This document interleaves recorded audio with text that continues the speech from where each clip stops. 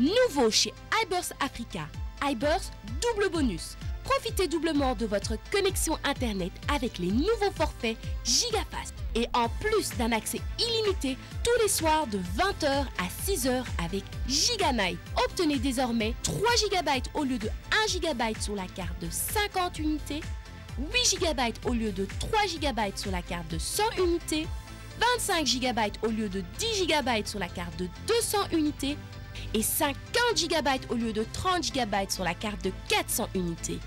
Avec iBurst double bonus, doublez votre plaisir. Rendez-vous dès maintenant auprès de l'un de nos distributeurs. iBurst Africa, Internet sérieux.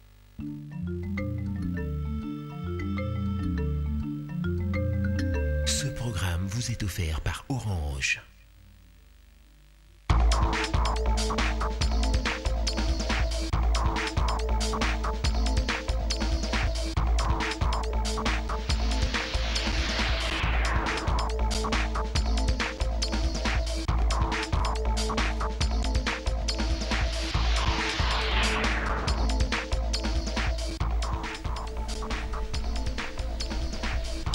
Bonsoir à tous et bienvenue à cette édition du journal. Mesdames et messieurs, c'en est fini avec la 4e session de la commission spéciale défense et sécurité. Tous les contentieux concernant les expulsions n'ont pas été aplanis, mais la République démocratique du Congo et la République du Congo appellent les deux peuples riverains du fleuve Congo au renforcement de l'entente et de la solidarité. L'actualité, c'est aussi le séjour à Kinshasa des envoyés spéciaux de la communauté internationale pour la région des Grands Lacs. Ils plaident pour la tenue des élections dans le délai constitutionnel. Merci de suivre ce journal qui reçoit comme invité Maître Carlos Moupili, président de la société civile Force Vive, ville de Kinshasa, point focal Kinshasa de la coalition nationale pour la Cour pénale internationale. Maître, bonsoir. Merci d'avoir répondu à notre invitation. Bonsoir, madame. Avec vous, donc, nous allons évoquer la clôture de cette 4e session, la question des expulsés du Congo-Kinshasa vivant à Brazzaville, mais aussi le calendrier électoral publié par la CENI. Oui, merci. Je vous retrouve tout à l'heure, mesdames et messieurs. Tenue pendant 2 jours, la 4e session de la commission spéciale des défenses et sécurité entre la RDC et la République du Congo a été clôturée hier dans la soirée. Le moins que l'on puisse dire, c'est que tous les contentieux n'ont pas été aplanis. Rendez-vous est pris pour la nouvelle convention que les deux pays s'engagent à ratifier. Vous l'avez compris, les expulsions sauvages des Congolais de RDC du Congo-Brazzaville étaient à l'origine de la réunion consécutive à celle d'Oyo début février. Moïne Mourofel et Jean-Claude Baudet. Il y a lieu de relever en conclusion que la partie RD congolaise s'incline face aux problèmes soulevés par la partie brazzavilloise. Les exigences relatives à la révision de la convention tripartite de 1999 sont avalisées par Kinshasa et donc elles tombent caduques. Le texte est à revoir. La fraternité que nous ne cessons de prôner entre nos deux peuples, c'est se connaître et aussi se comprendre. Nous comprenons tous les problèmes que la partie de la République du Congo a évoqués et nous tenons compte de nouvelles exigences par rapport aux accords qui nous lient. J'en ai compté 8, désormais rendus caducs. Pour combler ce vide, susceptible de perturber les bonnes relations naturelles entre les peuples de nos deux pays, tous les espoirs sont désormais fondés sur les projets de convention sur la circulation et l'établissement des personnes et des biens entre le gouvernement de la République du Congo et le gouvernement de la République démocratique du Congo, lequel vient d'être conclu par l'apposition des signatures au nom de nos deux gouvernements respectifs. La procédure de ratification par nos parlements, telle que convenue, devrait donc être déjà mise en œuvre. Rien ne prouve à ce stade que la réunion du fleuve Congo-Hôtel aura aplani tous les malentendus entre Kinshasa et Brazzaville. Loin de là, même si la délégation brazzavilloise s'est comportée au cours de ces 2 jours comme en terrain conquis.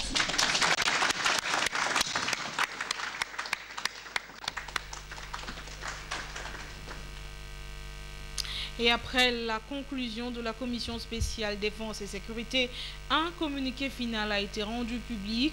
La République démocratique du Congo et la République du Congo remettent en cause la convention tripartite signée à Luanda en Angola il y a 5 ans. L'on s'achemine donc à une convention bipartite entre Brazzaville et Kinshasa. Mouine Mourupfel, Diego Officia, Jean-Claude Baudet, pardon.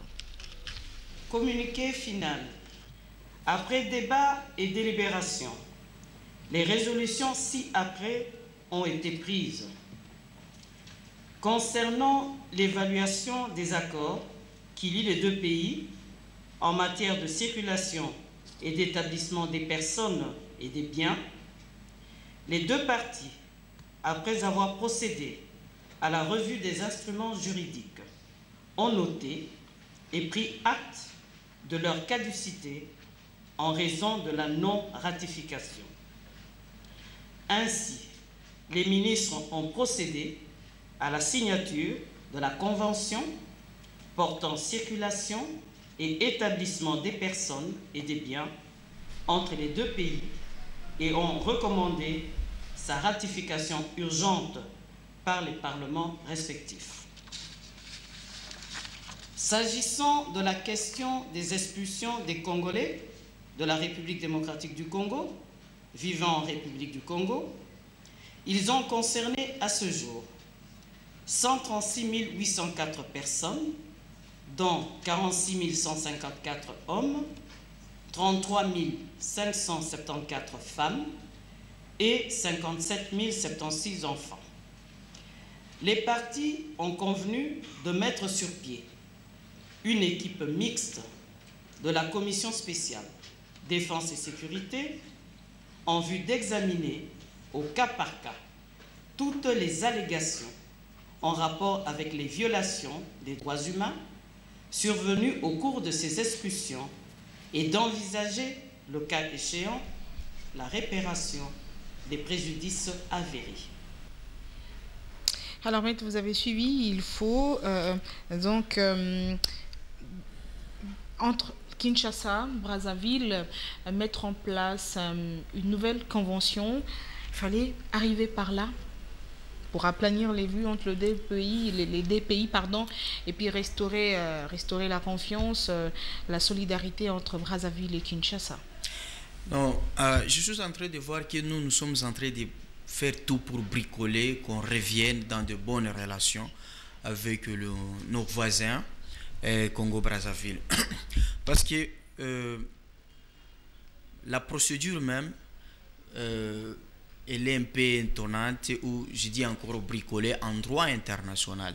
Parce que lorsqu'on a signé des conventions, ce sont déjà des instruments juridiques internationaux et que il y a le principe des pacta sunt servanda, c'est-à-dire lorsqu'on signe à un traité, on est lié par un traité, on a l'obligation de l'exécuter et de bonne foi.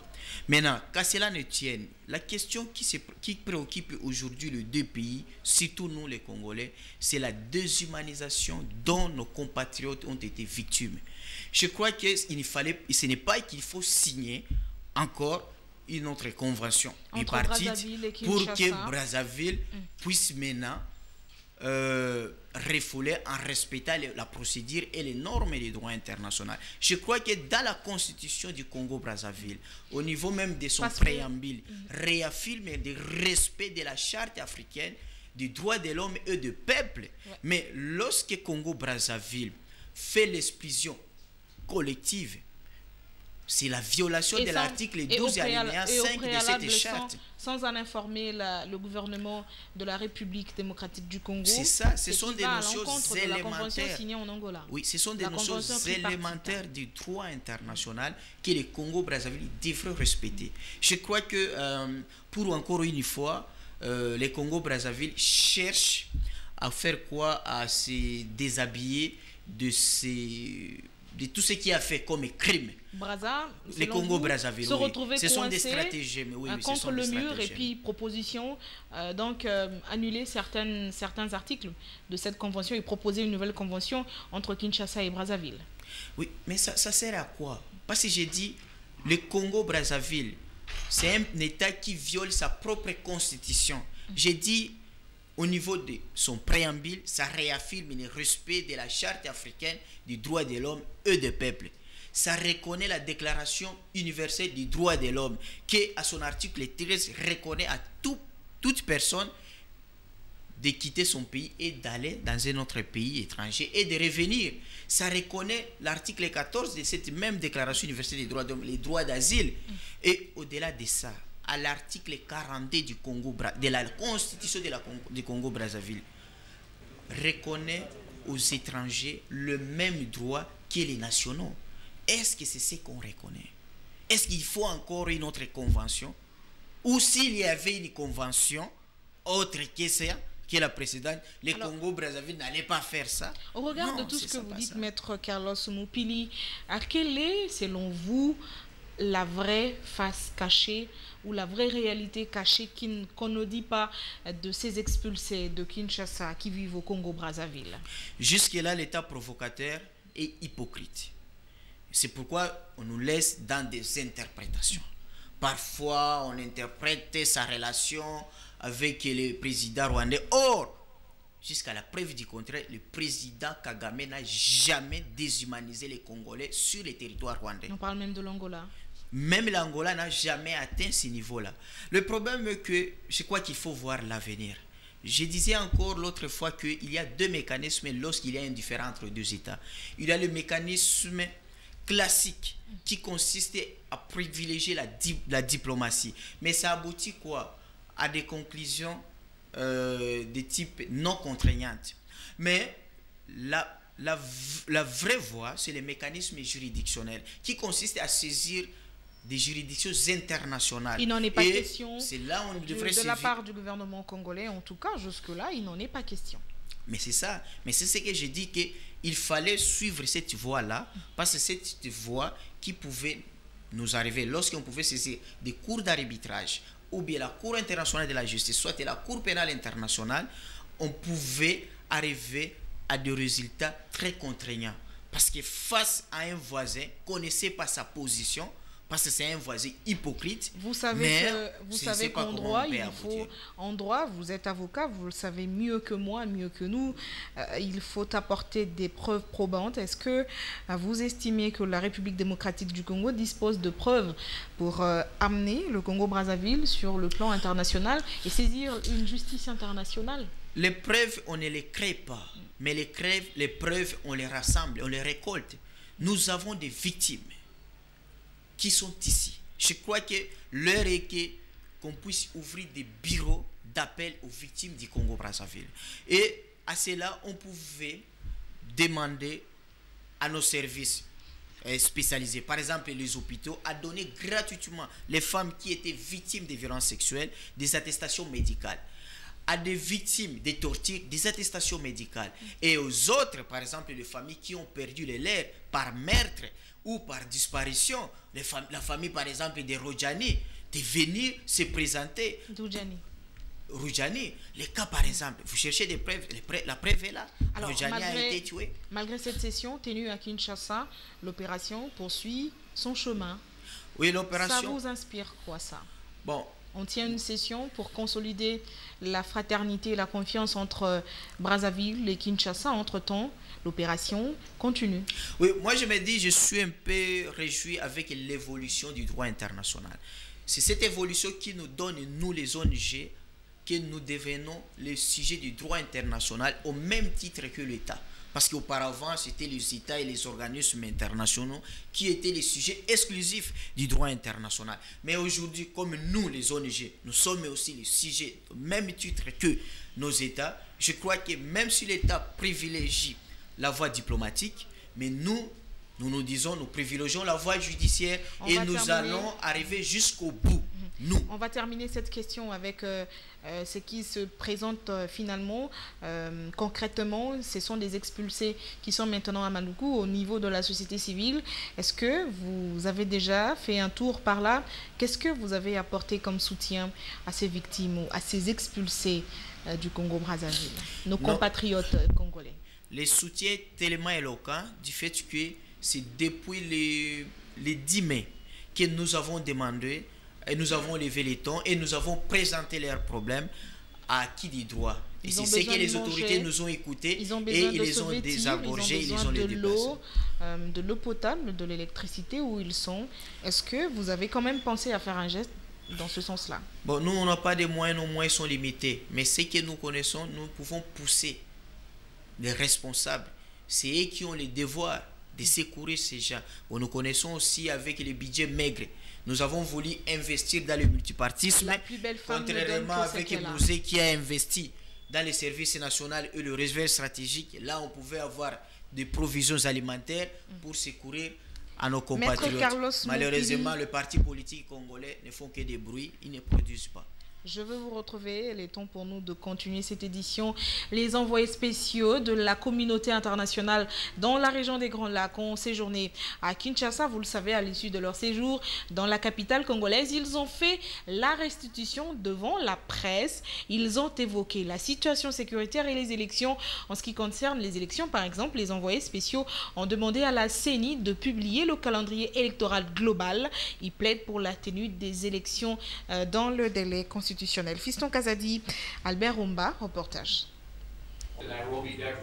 5 envoyés spéciaux pour la région des Grands Lacs ont été reçus par les autorités congolaises du 2 au 3 juin dernier. Il s'agit de Mary Robinson, envoyé spécial de l'ONU, Ruth Feingold pour les comptes des États-Unis d'Amérique, Boubacar Dara de l'Union africaine, Cohen, coordonnateur de l'Union européenne, et Martin Kobler, représentant spécial du secrétaire général de l'ONU. À leur sortie de la dernière audience leur accordée par le chef de l'État Joseph Kabila, Mary Robinson fait la restitution au cours d'un point de presse de ce mardi.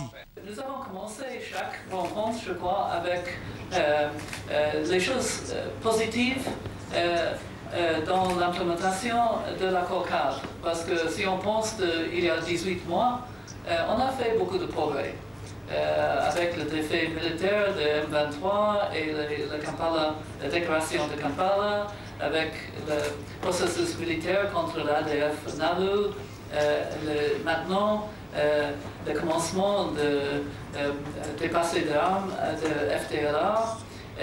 On a eu un progrès économique, on a eu des institutions qui fonctionnent bien au niveau régional et au niveau national.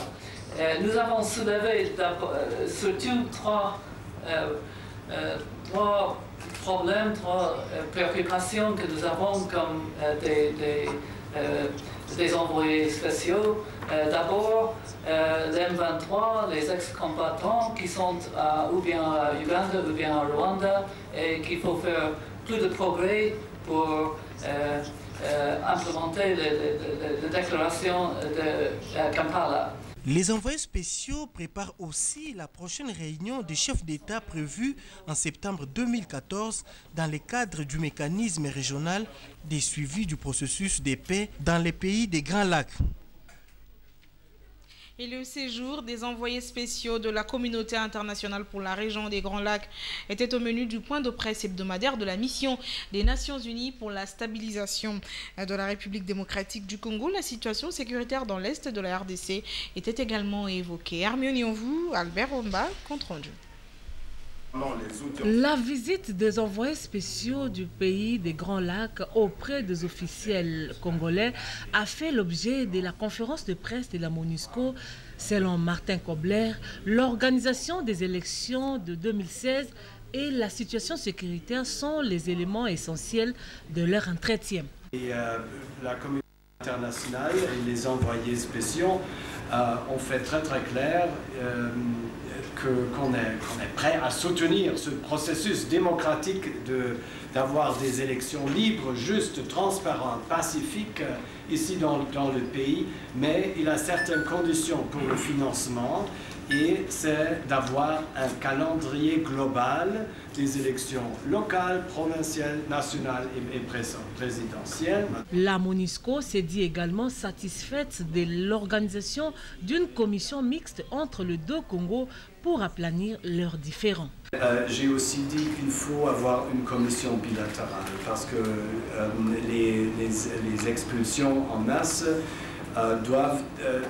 sont contre le standard international. C'est le droit de chaque pays de déporter, d'expulser des gens, mais ça doit correspondre au standard international. Ça doit être fait par des commissions bilatérales. La cote satisfaisante des FARDC dans la lutte contre les groupes armés de l'Est a été soulignée par les 5 envoyés spéciaux. On a très apprécié aussi envers le président de la République les efforts des FARDC dans le combat contre les ADF. Je sais, on concentre les discussions sur les FDLR, maintenant la reddition et aussi les déclarations des FDLR, c'est aussi très important, mais il faut apprécier les efforts des FARDC dans leur combat contre les ADF. Au Nord Kivu, la MONUSCO signale la reddition des 105 éléments des FDLR à Luofu dans le territoire de Lubero. Elle invite les autres éléments à emboîter le pas à leurs collègues. Et un mot de la francophonie dans ce journal. Ouverture ce mercredi à Dakar, au Sénégal, de la 9e conférence des organisations internationales non gouvernementales de la francophonie. Le secrétaire général de l'Organisation internationale de la francophonie, Abdou Diouf, a plaidé pour une nouvelle forme de collaboration entre sa structure et la société civile. Occasion aussi pour les jeunes francophones d'inviter l'Organisation internationale de la francophonie à s'impliquer dans la résolution des conflits qui ont cours dans certains de ces pays membres, dont le Mali. Cette rencontre accueille pour la première fois, outre les 67 ONG accréditées auprès des instances de la francophonie, des représentants de réseaux partenaires de l'OIF. La conférence a pour thème « Femmes et jeunes en francophonie, vecteurs de paix et acteurs de développement ».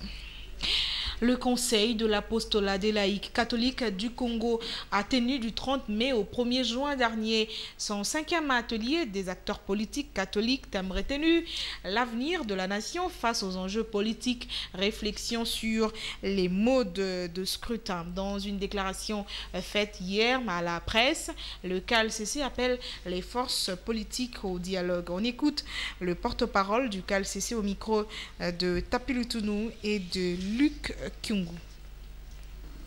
Appeler les forces politiques au dialogue. Les élections ne peuvent pas être organisées dans un climat de tension et de suspicion. Les conditions actuelles, il est à craindre que dans les conditions actuelles, la compétition électorale ne serve à allumer le feu au pays. Au nom des participants et au nom de tous les chrétiens catholiques du Congo, les KLCC appellent le chef de l'État, garant de la nation, à ne pas céder aux discours extrémistes et partisans. Le danger est réel pour le pays dont il assure la garde. En vue d'apaiser le climat, le KLCC appelle la CENI à prendre en compte la dimension politique des élections. La tenue des élections n'est pas un challenge individuel. C'est une affaire de la nation.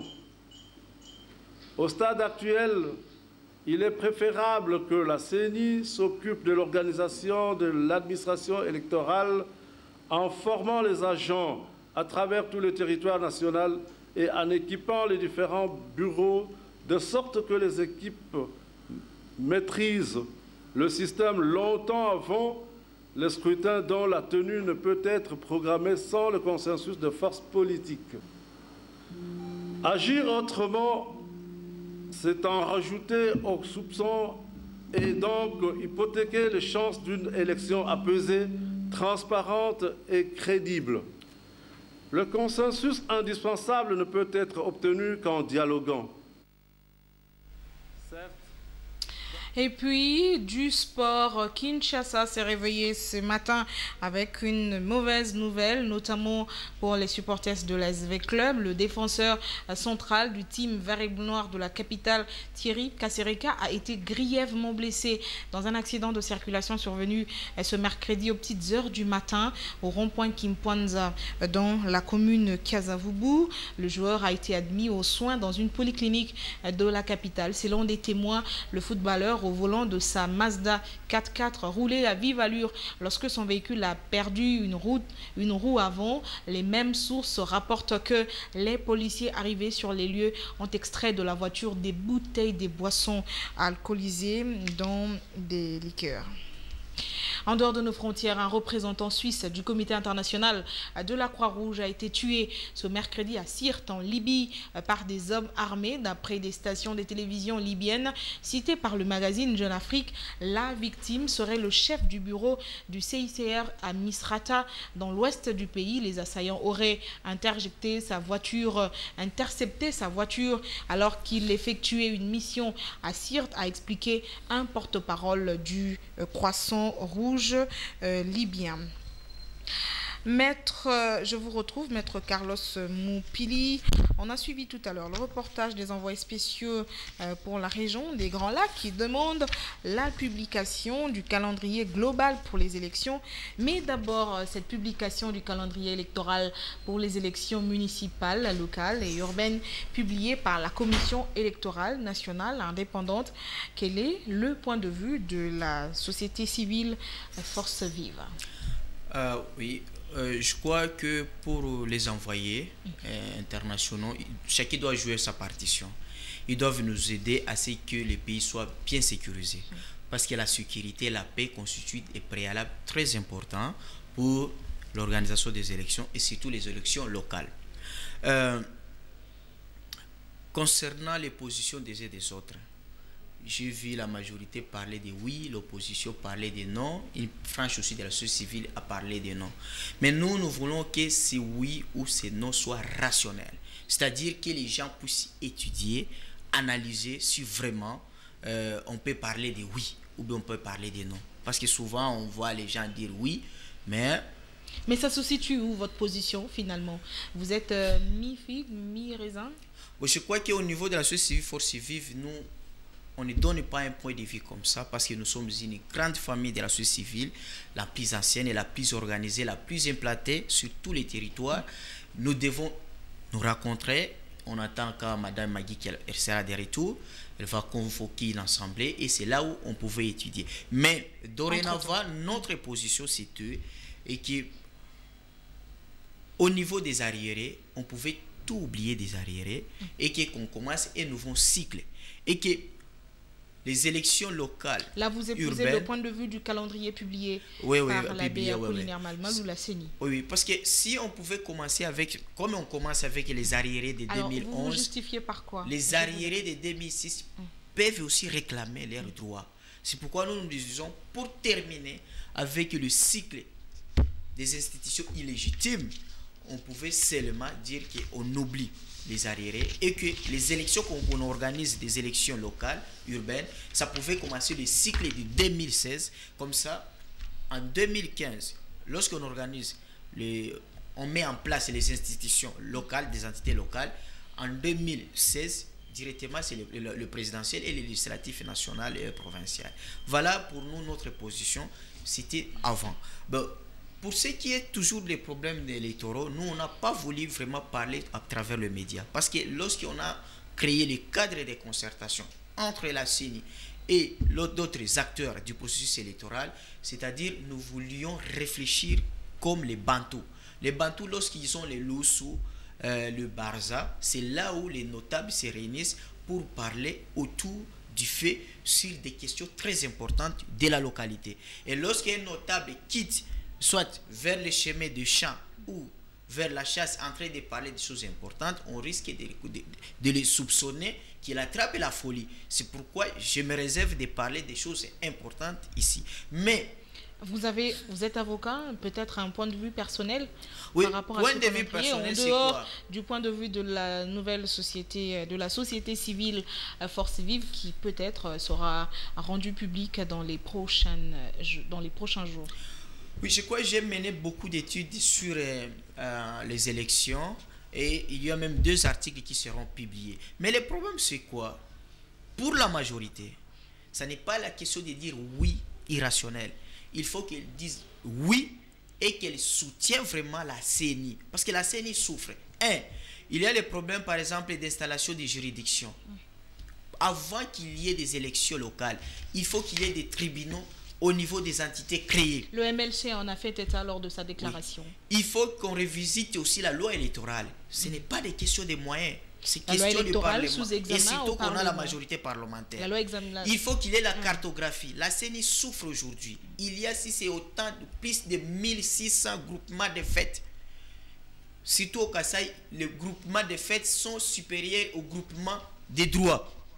Il y a aujourd'hui le problème même de délimitation géographique des groupements, des entités. Ça, c'est une question qui relève même du ministère des Affaires intérieures. Il y a les nouveaux décrets qui doivent être vulgarisés, créant de nouvelles villes, parce que beaucoup de cités. Et ces élections doivent se tenir sur base de la décentralisation. Oui, c'est ça le problème. Alors, je me dis ceci. Nous, maintenant, nous devons nous poser la question. Ça fait déjà 2 législatures, mais moi, j'observe et je constate. Là, je parle, c'est mon point de vie intellectuelle et individuelle. Je me dis, il y a eu Jean Jaurès et M. Edouard Bernstein, un socialiste allemand et français, qui se sont battus pour qu'on puisse instaurer le suffrage universel. Vous savez pourquoi? Parce que pour eux, le suffrage universel, c'était l'équivalent de la révolution. Parce que selon les marxistes, la révolution, c'était l'unique moyen pour chasser l'oligarchie ou la monarchie au pouvoir. Mais ils disent non, on ne peut pas utiliser la révolution, mais nous on va l'utiliser, le suffrage universel. Donc voilà l'élection sanction. Mais aujourd'hui nous pouvons nous poser la question, après 2 législatures, est-ce que après les élections facilitent la démocratie? Mais moi je dis jusque-là non. Alors, le peuple se limite seulement au droit de vote, mais le peuple n'a pas le droit à la parole. C'est à chaque élection que nous mettons un parlement, nous mettons des gouvernements, les exécutifs provinciaux. J'ai dit, c'est encore l'oligarchie au pouvoir. Ça veut dire, si je vous comprends bien, que vous craignez qu'aujourd'hui, la population congolaise n'a pas encore atteint ce niveau de s'élire des dirigeants capables ou n'a pas cette maturité dans le domaine électoral. C'est ça? Effectivement. Pourquoi, on ne vote pas d'idéologie. Non, pourquoi ça, madame? Parce qu'on vote pour un t-shirt, pour 10 francs, pour 1000 francs. Mais c'est seulement au Congo qu'un candidat peut battre campagne sous la clameur publique. Alors que la loi dit, l'article 6 du Code de procédure pénale est clair.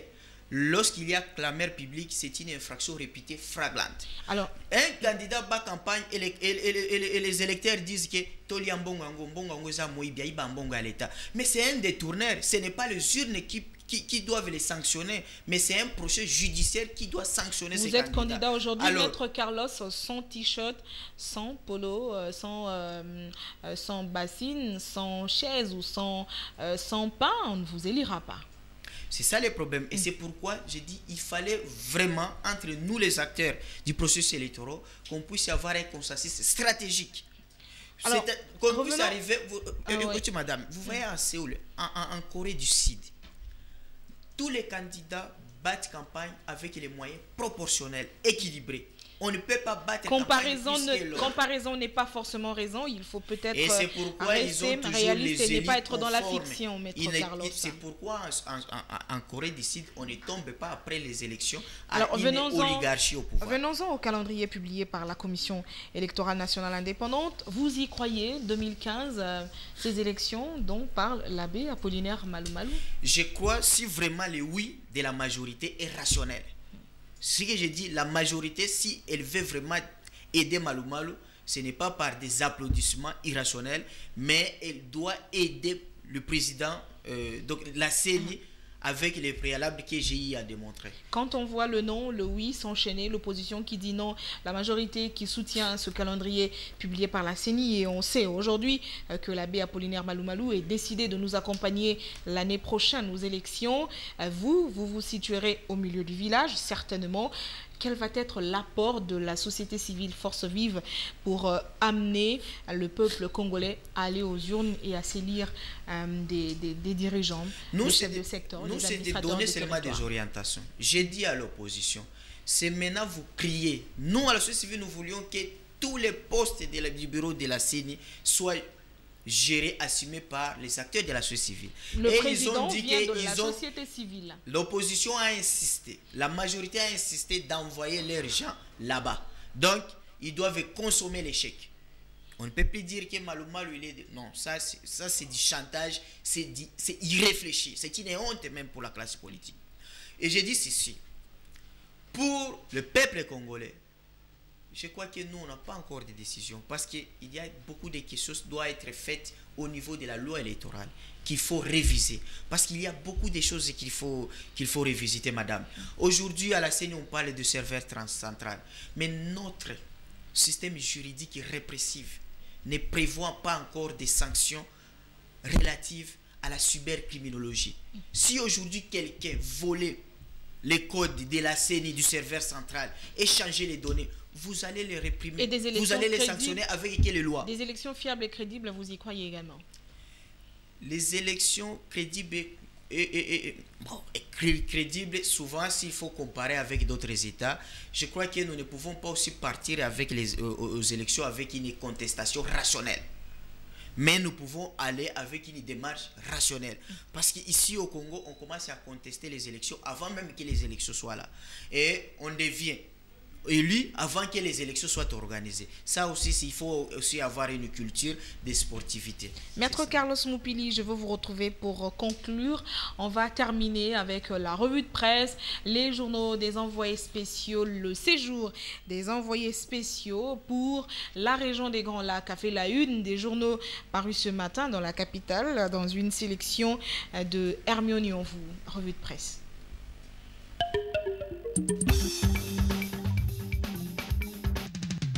Allô voisin, c'est bon, tout le monde en a samedi. Benga voisin, na si unité la minute, oko benga ba réseau nyonso. Vraiment ya boeza la té. Communiquer change avec Orange, la vie change avec Orange.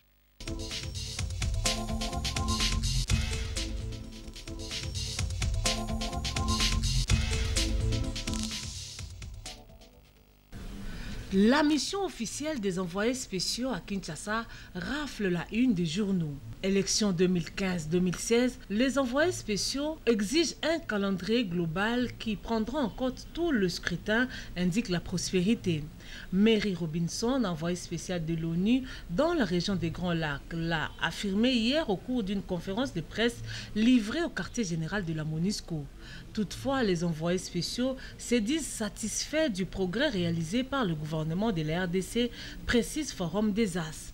Mary Robinson, envoyée spéciale de l'ONU pour la région des Grands Lacs, Boubacar Diarra de l'Union africaine, Koé de l'Union européenne, Russ Feingold des États-Unis d'Amérique, ainsi que Martin Kobler, patron de la MONUSCO, ont cherché à savoir plus sur le processus électoral et militaire en RDC en mettant en exergue les avancées obtenues par la RDC. Processus électoral 2013-2016, pression de la communauté internationale sur Malou Malou, indique Géopolis Hebdo. À la CENI, les envoyés spéciaux sont venus s'enquérir de l'évolution du processus électoral en RDC. La pression des Occidentaux trahit la Belgique, estime la tempête des tropiques. Selon les sources du journal, il ressort que les préalables de l'organisation des élections apaisées, crédibles et transparentes à RDC ne sont pas réunis. Toujours dans le même journal, les confrères reprend la tournée des envoyés spéciaux auprès des différentes autorités congolaises. Au cours de ces échanges, il a été question de la mise en application de l'accord cadre d'Addis Abeba 18 mois après la signature de ces documents régionaux. Réunion de la commission mixte RDC République du Congo, une équipe est mise sur pied pour examiner au cas par cas la violation des droits de l'homme. Pour Forum des As, les deux délégations ont accordé une attention particulière au dossier des travailleurs expatriés justifiant d'un emploi stable, ainsi qu'à ceux des élèves, des étudiants, des agriculteurs et exposants des marchés forains. En société, Congo Nouveau fait l'état des lieux des routes de Kinshasa qui sont en pleine modernisation. Pour le journal, l'avenue du flambeau semble être oubliée. Terminons cette revue avec la caricature des Forums des As. Bon anniversaire Raïs et longue vie à notre autorité morale. Je dois l'impressionner pour que je ne sois pas remanié au prochain gouvernement. C'est tout pour ce soir. Eh papa, bon voisin ou y'a quoi? Aziwa, ane loko. Pourquoi y'a un téléphone à Bokilo? Bengaï quand même. Je l'appelle quand même. Communiquer change avec Orange, la vie change avec Orange. Alors, Maître Carlos Moupili, il faut aller aux élections locales, municipales et urbaines sur base de confiance. Est-ce que vous pensez qu'aujourd'hui, le peuple congolais a suffisamment confiance à la Commission électorale nationale indépendante pour des organisations d'élections démocratiques, libres et transparentes? Nous avons confiance, vu l'expertise des animateurs de la CENI. Madame, de toutes nos institutions, il y a la CENI qui est représentée à la tête par un expert reconnu au niveau international. Et qu'aujourd'hui, même l'Amérique a besoin d'un expert, deux experts africains, Malou Malou ne sera pas oublié. Et si vous arrivez même au niveau de l'administration des Sénats, ce sont des experts bridge. Alors, mais la question n'est pas là. La question, c'est au niveau de la contestation irrationnelle. J'ai parlé, l'opposition a envoyé ce membre-là. Mais c'est une insulte indirecte envers ce membre pour dire que vous êtes des fainéants et Abbé Malouman vous manipule. Parce qu'ils ont été là pour défendre les intérêts de l'opposition. Et c'est pourquoi nous réservons. Mais au niveau local, ce que je demande, parce que la Constitution a prévu 3 niveaux de leadership au niveau local, au niveau provincial et au niveau national. Avec les élections, nous avons compris au niveau provincial, au niveau national, que tout n'a pas bien marché sur le plan de la gouvernance. Pourquoi? Parce qu'avec des coteries, des casquettes politiciennes. Et c'est pourquoi nous demandons, comme dans d'autres États d'ailleurs, et qu'au niveau local, qu'on ne puisse pas présenter les candidats avec des casquettes politiciennes. Parce qu'au Congo, lorsqu'on devient politicien, on devient ami de Satan. On devient ennemi du peuple congolais. Tout le candidat devrait être indépendant? Oui, les candidats devraient se présenter indépendants et ce n'est pas grave. Le président Kabila, il a été élu 2 fois comme indépendant, c'est-à-dire comme acteur de la société civile. Ce n'est pas aussi grave. Est-ce que ce n'est pas de l'utopie ça? Ce n'est pas de l'utopie, c'est question de mettre ça dans la loi électorale et c'est facile et ça va passer. Alors, dernière question, vous avez suivi peut-être un point de vue par rapport à cette réaction du chef de l'État qui s'insurge. Joseph Kabila, très énervé contre l'ingérence politique des ambassadeurs accrédités en République démocratique du Congo. Vous avez suivi votre point de vue peut-être en tant qu'avocat? Non, là, tant qu'un expert en droit international, j'ai dit oui, c'était vraiment un bon rappel, mais ce n'est pas à lui à faire ça. C'était question même de son ministre des Affaires étrangères. Je crois que dans notre niveau, lui, il a fait ça parce qu'il est de l'école des nationalistes. Je crois qu'il y a 3 principes qu'il a rappelés là. Il y a le principe de l'égalité entre États. Tous les États équivalent. Et puis 2, il y a le principe de non-émission et de non-ingérence aux affaires internes de chaque État, sauf, même l'ONU n'a pas le droit, c'est seulement en cas sous le chapitre 7, parce que là, le Conseil de sécurité s'est comporté comme un gouvernement compromettant. Et on peut tout oublier en droit international, sauf le principe sacro-saint de la souveraineté. Donc, alors, tout porte à croire, on est un État souverain. On va terminer par cette petite question. Tout porte à croire que, selon le calendrier publié 2016, on ira aux urnes. Oui, on ira, mais je termine pour dire qu'il a rappelé aux ambassadeurs, mais qu'il rappelle aussi à notre classe politique. Parce que la classe politique, elle est dominée par beaucoup déjà, je puis dire, sans personnalité. Il faut voir comment on traite nos autorités lorsqu'ils vont pour obtenir le visa au niveau des ambassades ou bien à la maison Schengen. C'est comme des petits-enfants. Nous devons avoir aussi des personnalités, des gens capables à défendre leur personnalité vis-à-vis des ambassadeurs. C'est ça ce qui compte aussi. 2016, élection présidentielle, selon vous? Oui, c'est important. En 2016, c'est élection présidentielle. Je crois, madame. Puisqu'on a parlé... Parce qu'on ne croyait pas qu'on aura les élections, mais on peut croire aussi qu'on aura les élections en 2016. Puisqu'on a parlé du chef de l'État, nous sommes le 4 juin aujourd'hui. Joseph Kabila et sa jumelle, la députée nationale Janet Kabila, célèbrent aujourd'hui leur anniversaire de naissance. Un petit mot peut-être? Oui, joyeux anniversaire au chef de l'État et à sa jumelle de tout ce qu'il a fait pour ce pays. Voici, pour être président, son parcours n'était pas facile. Parce qu'aujourd'hui, madame, si on disait à votre frère de respecter le parcours du chef de l'État, il va fuir. Jeune, militaire, combattre pour la libération, contre l'agression. Le président Mouzé est mort. 48 heures, tout le monde avait peur de prendre ses postes. Il a pris ses postes. Et voilà, aujourd'hui, il a amené le pays là où on parle aujourd'hui des élections.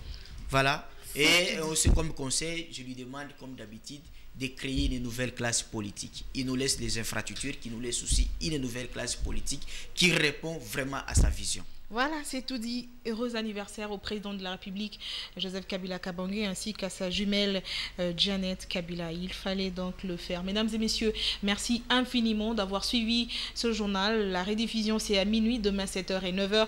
Je vous retrouve vendredi à 19h, si Dieu nous prête vie. Prenez soin de vous. Merci beaucoup, Maître Moupili, d'avoir répondu à notre invitation. Bonsoir et à vendredi.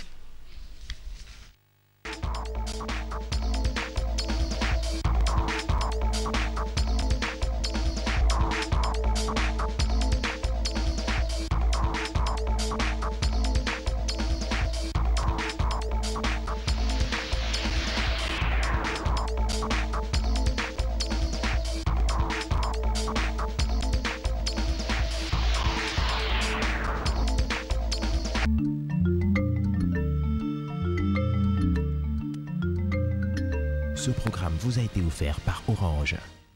Nouveau chez iBurst Africa, iBurst double bonus. Profitez doublement de votre connexion Internet avec les nouveaux forfaits GigaFast. Et en plus d'un accès illimité tous les soirs de 20h à 6h avec GigaNight. Obtenez désormais 3 GB au lieu de 1 GB sur la carte de 50 unités, 8 GB au lieu de 3 GB sur la carte de 100 unités, 25 GB au lieu de 10 GB sur la carte de 200 unités et 50 GB au lieu de 30 GB sur la carte de 400 unités. Avec iBurst double bonus, doublez votre plaisir. Rendez-vous dès maintenant auprès de l'un de nos distributeurs. iBurst Africa, Internet sérieux.